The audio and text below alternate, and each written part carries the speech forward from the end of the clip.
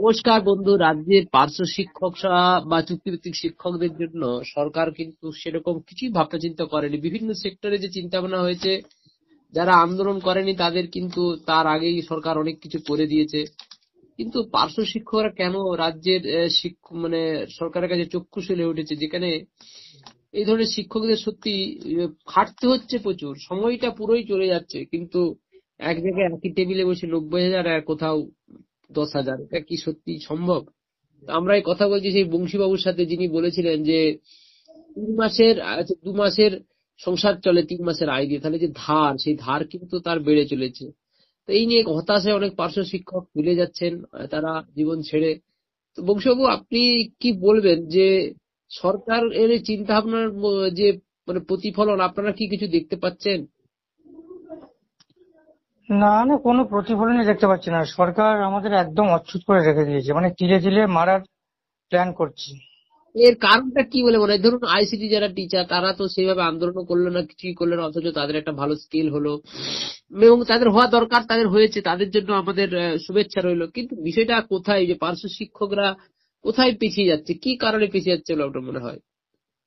আমার মনে হচ্ছে এই আমাদের নেতাদের ইগোর লড়াই হতে পারে। দুটো, একটা শাসক দলের যদি এরকম দু তিনটে সংগঠন থাকে, হুম। একদল চাইছে নিজের ক্ষমতা জাহির করতে, হুম। আর একদল পেছন দিয়ে টেনে ধরছে। হুম। হ্যাঁ, এই জন্যই আমাদের অনেকটা পিছিয়ে যাচ্ছে। হুম। তো আহ, দেখলাম যে রবীন্দ্রবাবু সবাইকে এক করে নিয়ে একটা চেষ্টা চালাচ্ছেন, কিন্তু তিনি এখনো শিক্ষামন্ত্রীর অ্যাপয়েন্টমেন্টই পাচ্ছেন না।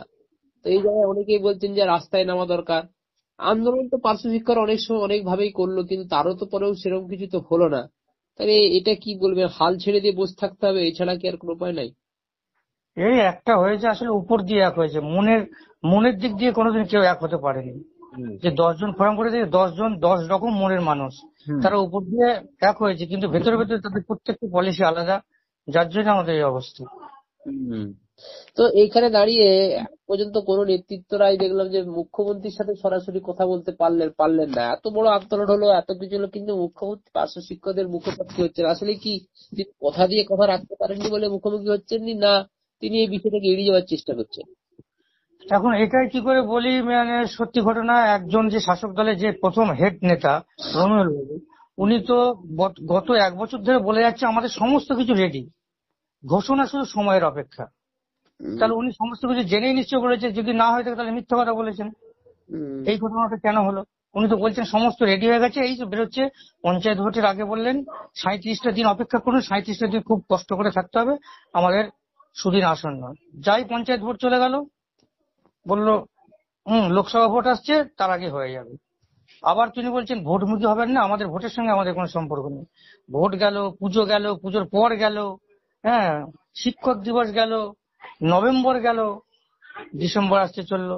এরপরে হয়তো উনি বলবেন যে সামনে মার্চে আছে, বাজেট আছে, বাজেটে হবে। তো এইভাবে করে ঘুরিয়ে ঘুরিয়ে মানুষকে মানুষকে মিথ্যা কথা বলে এতদিন বিভ্রান্ত করে রেখেছেন আমার ধারণা। কারণ উনি নিজে বলেছেন সমস্ত কিছু রেডি হয়ে গেছে, আপনারা আনন্দ করুন, সুদিন আসন্ন, আমাদের জিও বেরোতে সময়ের অপেক্ষা মাত্র, আপনারা কেউ উল্টো পাল্টা কথা বলবেন না। কিন্তু তার তো প্রতিফলন কিছুই দেখা গেল না। উনি ছেড়ে দেবেন এ কথাও একবার বললেন, যে আবার হঠাৎ করে 10 জনকে, সমস্ত সংগঠনকে ডেকে তিনি একটা মিটিং করলেন। এটা আইওয়াস ছাড়া আর কিছুই নয় আমার বলে মনে হচ্ছে। হুম।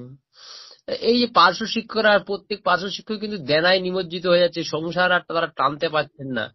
আপনার ব্যক্তিগত অভিজ্ঞতায় কি মনে হচ্ছে যে এইভাবে কি চলা যায়? উম, আমার ব্যক্তিগত একটা মনে হচ্ছে যে এই আন্দোলন করে এই সরকার কিন্তু কিছু দেবে না। হুম। আবার ভিতরে ভিতরে দেখতে পাচ্ছি কিছু মানুষ অনেক আত্মহত্যা করছে, অভাব অনটনের জন্য, কারোর শরীর খারাপ, চিকিৎসা করাতে পারছে না, আত্মহত্যা করছে। এইভাবে করে কিছু হচ্ছে না।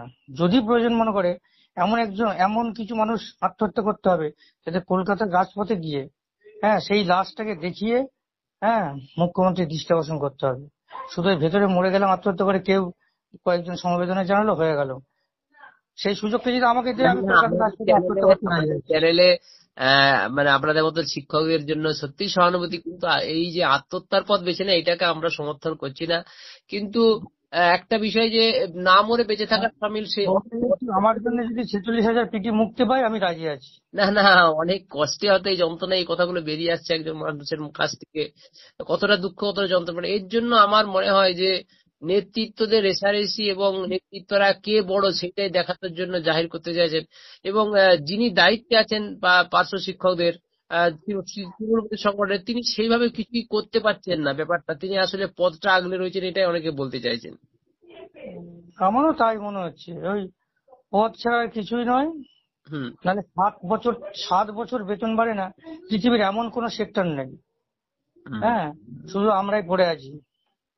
অতএব বন্ধু, কিছু বলার নেই। সেখানে দাঁড়িয়ে অনেক খবর মিথ্যাভাবে, বিশেষ করে ইউটিউব করেও মিথ্যা প্রচার করছে যে এই হলো সে হয়ে গেল, এই বেরিয়ে গেছে, এই সব রেডি। আসলে এগুলো ধোঁকা দেওয়া ছাড়া কিছু নয়। তাই আমরা বলবো যে বেতন বৃদ্ধির বিষয়ে কোনো কিছুই কিন্তু হয়নি এখনো পর্যন্ত, কোনো কিছুই নাই। খুব গভীর জলে অবস্থার মধ্যে রয়েছে, মাঝ অবস্থায় ডুবে রয়েছে সবকিছুই। তো কি করে হবে জানি না, সত্যি আমরা খুবই হতাশার মধ্যে রয়েছি। তবে আমার মনে হয় যে যেটাই হোক, মুখ্যমন্ত্রীর সাথে যোগাযোগ করা খুবই জরুরি। এবং এবং সেই যোগাযোগটা কিভাবে করতে হবে সেটা নেতৃত্বকে ভাবতে হবে। শুধু চিঠি দিয়ে চলে এলাম হয়ে গেল না। হ্যাঁ, চেষ্টা করলে কিন্তু অনেক কিছু করা যায়, যোগাযোগটা করতে হবে। এবং সেটা মানে খুব মানে চাপ তৈরি করে করতে হবে যে সবারই হচ্ছে, কেন হবে না, এটা ছাড়া কিন্তু কোনো উপায় নেই। আন্দোলন দিয়েই যে সবকিছু হবে সেটাও নয়, আবার চুপচাপ বসে থাকলেও হবে সেটাও নয়। কিছুই করার নেই, এমন অবস্থা তৈরি হয়েছে। দেখা যাক বন্ধু। তবে শিক্ষকরা কিন্তু যথেষ্ট দুঃখ যন্ত্রণায় রয়েছে, বিশেষ করে এই বংশীয় মতন শিক্ষকরা। তারা কিন্তু খুব হতাশ, কারণ জীবনে অন্য কিছু কাজ করলে হয়তো একটা ভালো জায়গায় পৌঁছাতে পারতো। এই পার্শ্ব শিক্ষকতার পেশা বা এই চুক্তিভিত্তিক শিক্ষকদের যে দুঃখ দুর্দশা যন্ত্রণা, এইটা জীবনে যারা পেয়েছে তারা কিন্তু অনুভব করতে পারছে যে এরকম জীবন হয়তো তারা চাইছেন না, তাই এইসব কথা বলছেন। দেখা যাক বন্ধু আগামী দিনে কি হয়। সত্যি কি কোনো সুদিন আসে, এই আশায় থাকছে পার্শ্ব শিক্ষকরা অনেকে। আপাতত এইটুকুনি দেখতে, এখন টুথ নিউজ। নমস্কার স্যার। হ্যাঁ, নমস্কার।